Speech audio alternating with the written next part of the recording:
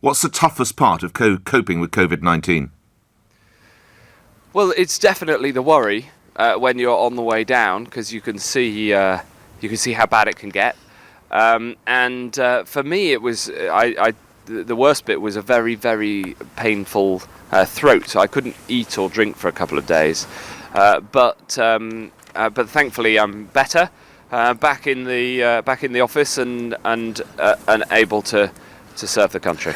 You are, and I don't know if you've had time, but you have received rave reviews in the newspapers all the way through to even the Daily Mirror and the Guardian. The Guardians talk about the psychotically unstable Dominic Raab, the pathologically untrustworthy Michael Gove, and the shambolically underprepared Alok Sharma. Thank goodness, they say, for Matt Hancock. We've got your 5 points. How will we know when they're working?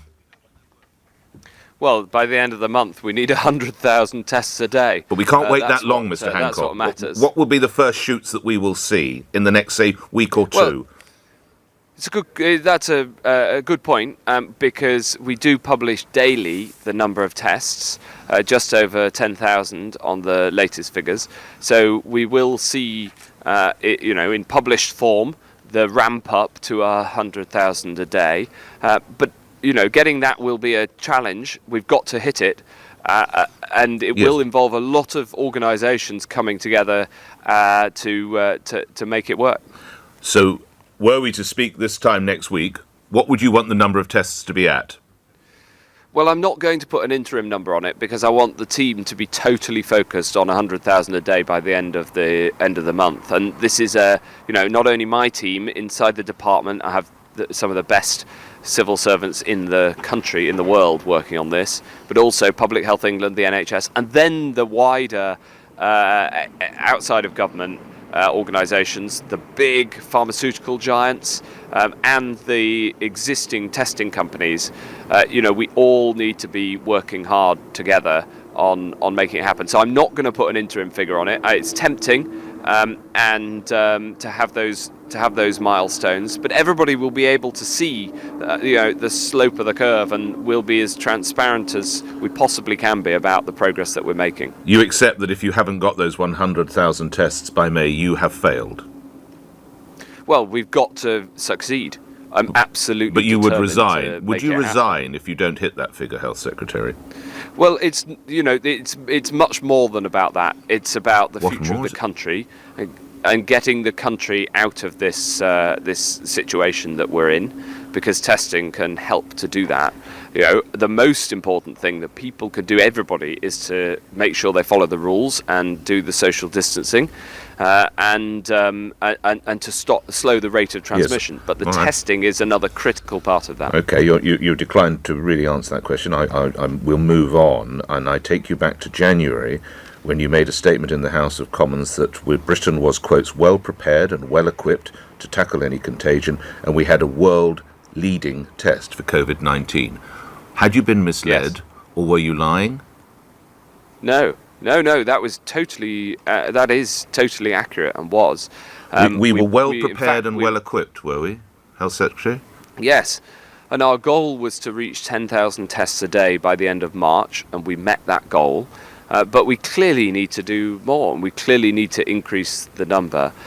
In terms of the overall preparations, nobody can be fully prepared. No country can be fully prepared for a new disease.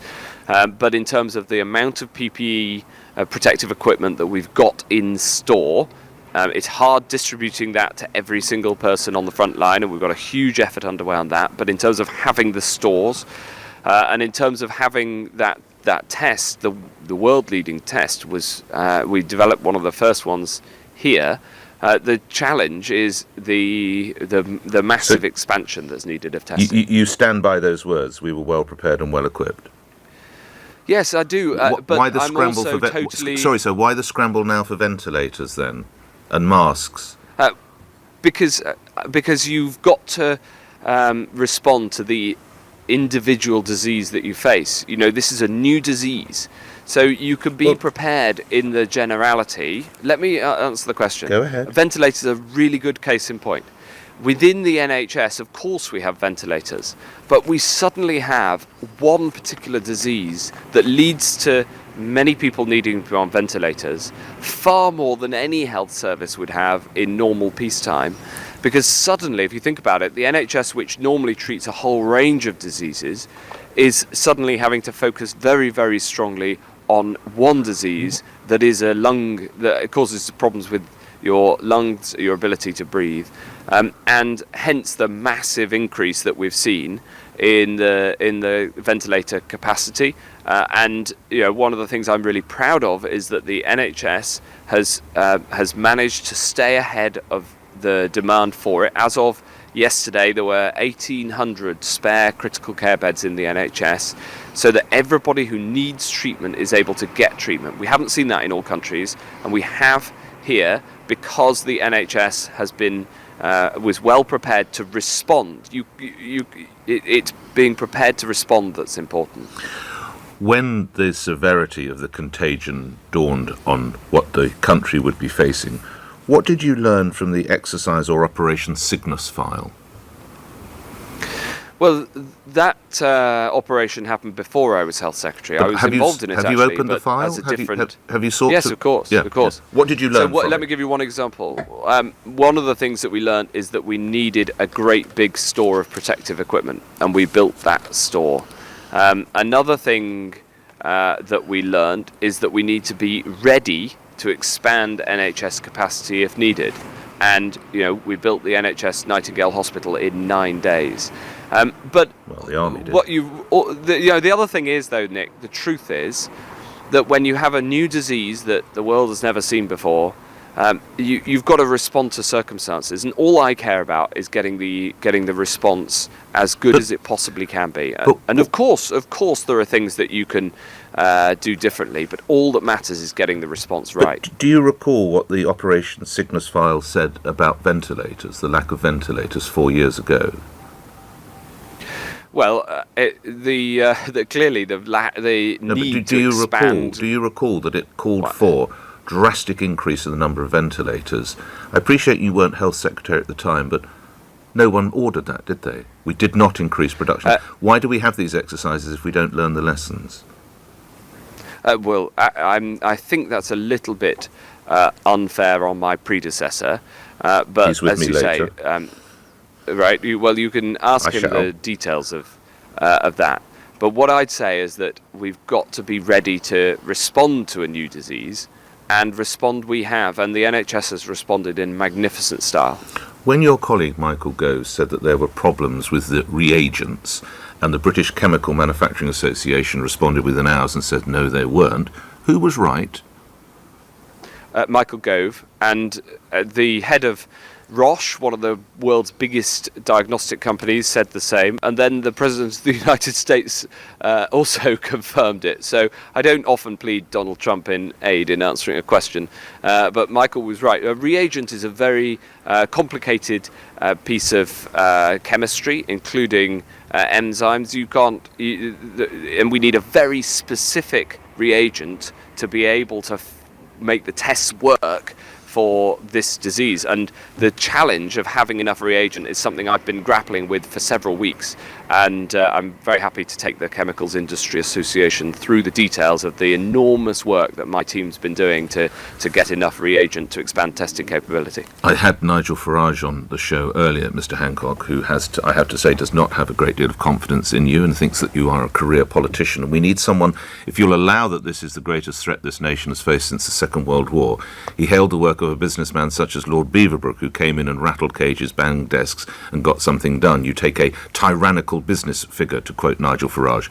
Do you agree?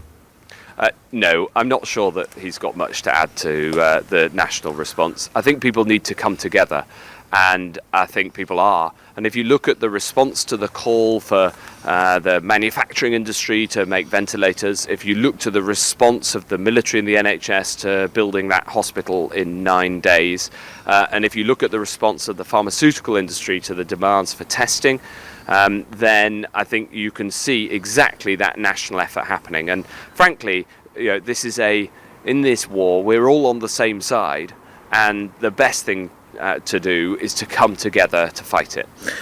Which was the London hospital, and why did it nearly run out of oxygen, Mr Hancock? I'm not quite sure what you're referring to, but the good news is, for all your listeners... One of the London hospitals nearly ran out of oxygen. I think you addressed that in the press conference yesterday, as I recall. I'll answer the question in two ways.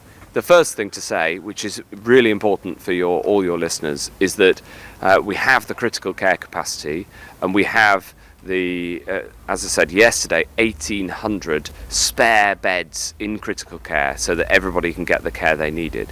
Separately, there are regularly within the NHS calls put out, action calls, when there is a particular challenge in a particular place, and then they go and fix it. That's part of running a large organisation like the NHS. Lastly, the tests that will be made available to the NHS, how will you determine who goes first? ICU, paramedics, ambulance crews, anaesthetists? How will you work it out?